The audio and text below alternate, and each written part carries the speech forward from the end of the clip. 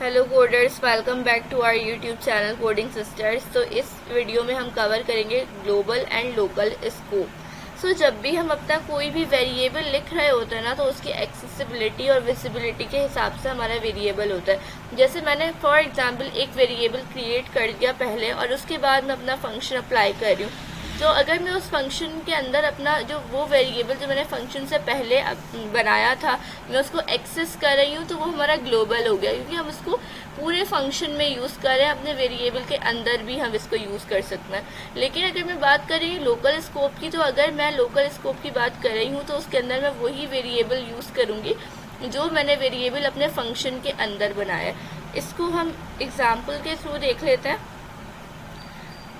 जैसे मेरे पास मैंने एक जो है वेरिएबल क्रिएट किया है, लेट ग्लोबल वेरिएबल, और मैंने इसके अंदर लिख दिया I am a global variable.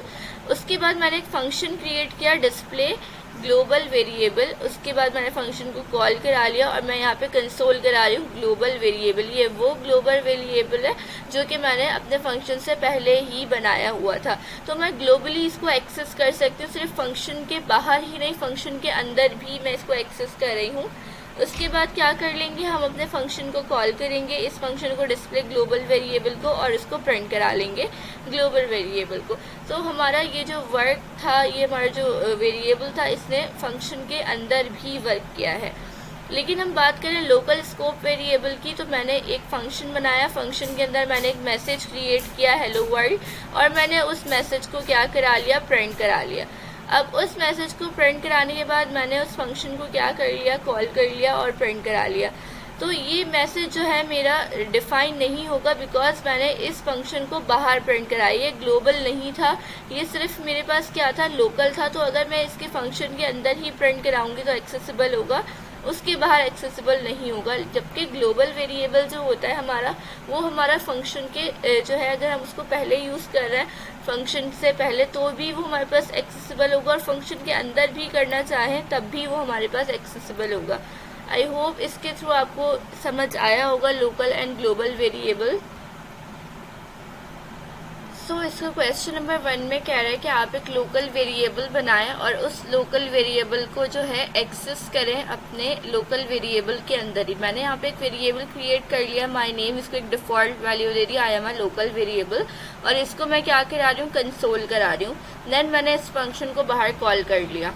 लेकिन अगर मैं चाह रही हूँ मैं अपने डायरेक्टली इस फंक्शन को जो है मैं क्या कर लूँ, इस पैरामीटर को कॉल करा लूँ, अपने एक जो है ग्लोबल वेरिएबल फंक्शन के बाहर भी यूज़ कर लूँ, तो ये मुझे यहाँ पे एरर दे रहा है, और ये बोल रहा है कि माय नेम का जो पैरामीटर है ये इसको फाइंड नहीं हो रहा, ये इसको नहीं मिल रहा। क्यों नहीं मिल रहा? क्योंकि लोकल है, ये सिर्फ अपने फंक्शन में ही वर्क करेगा।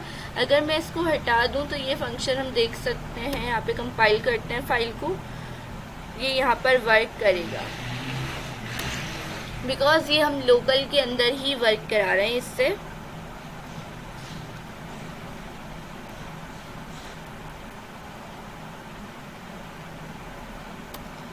सो हमने प्रिंट कराया, तो यहाँ पर लिखा हुआ आ गया I'm a local variable. So इसका जो सेकंड क्वेश्चन है अब उसको सॉल्व करते हैं। सो इस क्वेश्चन में हमें ग्लोबल वेरिएबल बनाना है और उस ग्लोबल वेरिएबल को अपने फंक्शन के अंदर एक्सेस करना है। तो मैंने ग्लोबल वेरिएबल बना लिया है, उसके अंदर लिख लिया I am a global variable, और उसके बाद मैंने फंक्शन क्रिएट किया, और उस फंक्शन के अंदर आप लोग देख रहे हैं कि मैंने अपने ग्लोबल वेरिएबल को कॉल कराया, और जब मैंने इसको क्या करा लिया, बाहर भी कॉल करा दिया। अब हम देखते हैं कि क्या ग्लोबल वेरिएबल एक फंक्शन के अंदर वर्क करता है या नहीं करता। TSC की कमांड यूज़ करता है, देन हम इसको प्रिंट करवा के देखते हैं क्या ये वर्क करेगा या नहीं करेगा। बिकॉज ये हमारे पास ग्लोबल वेरिएबल है तो इसको वर्क करना चाहिए। जैसे आप देख रहे हैं यहाँ पे प्रिंट होकर आ गया है आई एम ग्लोबल वेरिएबल, इसने वर्क किया है।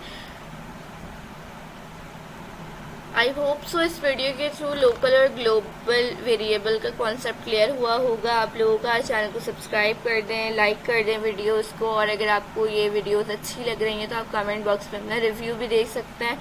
So thank you so much for watching.